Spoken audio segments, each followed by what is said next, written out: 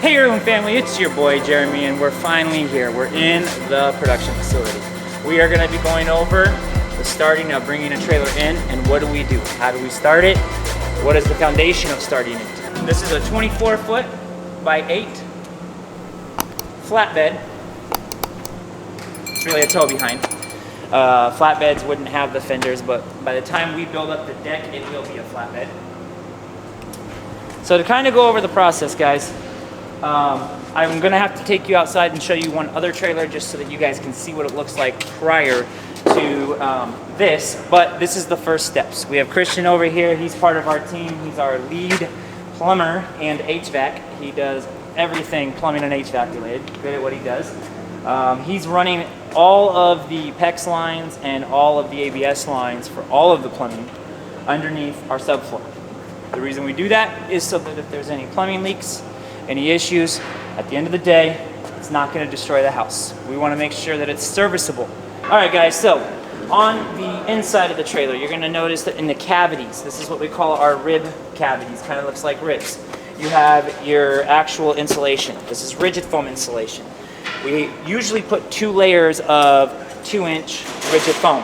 We'll put 1 layer at the bottom. That protects the underside from all the weather coming in, and then we'll put 1 layer on top. What I mean by that is, if you look at all the lines that are being ran with the plumbing, those lines need to be insulated. So to avoid them from freezing up, having issues in really cold temperatures, we make sure that the rigid foam gets layered on top before we close and seal the actual subfloor and put on any of the framing. We do all of our lines in continuous ran lines. You'll notice there's no fittings, no shark fights, nothing. We want to run these continuous to eliminate the possibility of any issues of having any disconnections, any breakage, lines failing, and so that all of our service points are at the point of what? Your kitchen sink, your bathroom sink, your drain for your bathroom shower, your shower faucets. That's what this all does, is it gives us the ability to work everything at the point of where something is, and then it eliminates that failure. It also saves us from damage. A lot of people will run lines in the roof, will run lines in the walls. We did that in the past. One of our biggest mistakes is when we did that and we had a service issue or a line burst, then we have damage, so that avoids it. Once we get the rigid foam on, we will close this up. And if you guys notice, we have all these different layers here for a reason. You're going to have your trailer frame made out of steel. You're going to have a belly pan, which is made out of a 20 to 22 gauge steel. We put in what's basically an insulation barrier foam in between, and then we go in and we put in our subfloor. Our subfloor is done with the pressure treated plywood. It's a 2x4 put on its side so that when we do our PT surround, which is the 2x4 upright, by the time we build up the height for the sheeting, for the subfloor itself, and then the actual floor itself, it'll cover all the fenders, and then it'll make it a lot easier and a lot more spacious, not having the issue of those fenders. Following me around here, a lot of people asked about this, so I figured we will address it. What are spikes? They are actually used for part of the framing process. When we frame a house, and if you look over there, you'll see a house getting framed right now. What happens is you have to have what's called Simpson ties. Simpson ties are an L-shaped bracket that has a lag bolt. It gets grounded into the subfloor and the framing itself, and it ties in the structure of the framing. That is really important.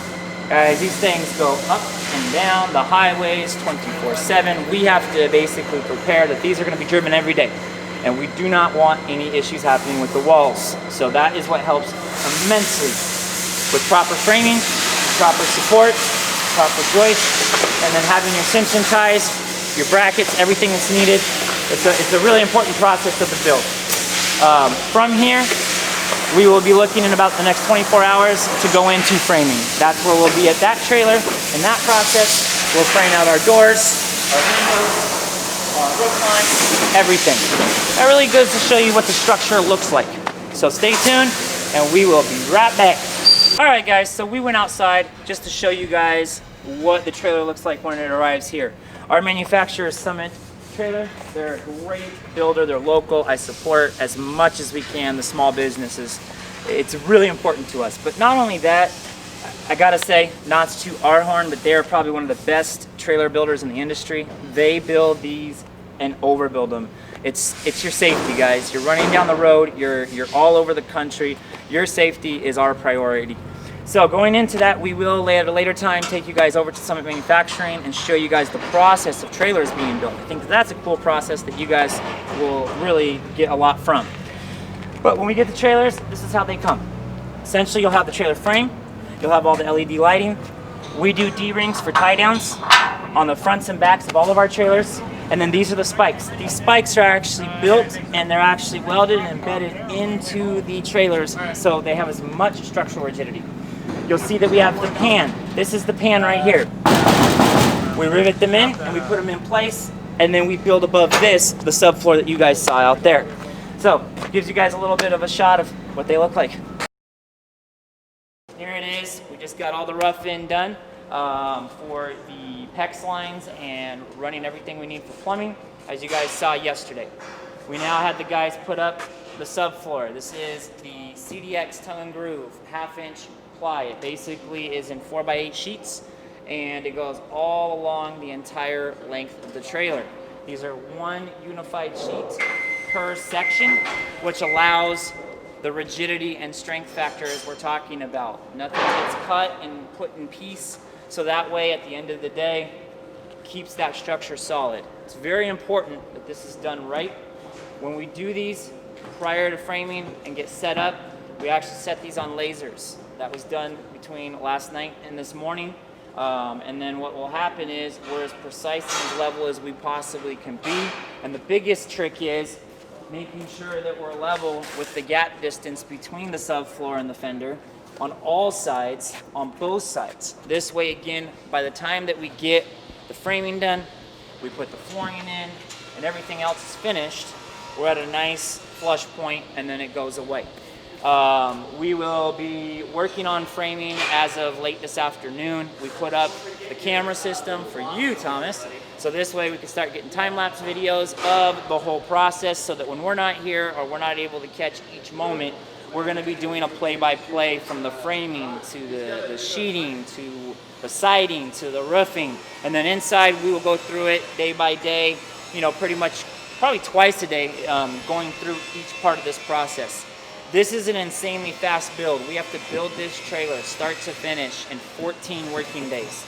Plus have 3 days left to do all of our quality control, our drive, our second quality control, final detail, and then we get to go to the casino and go deliver it. So we're excited about it. Fortunately, that's about as much as I can show today on this unit. We'll go over more about the unit as soon as we get to framing. Stay tuned.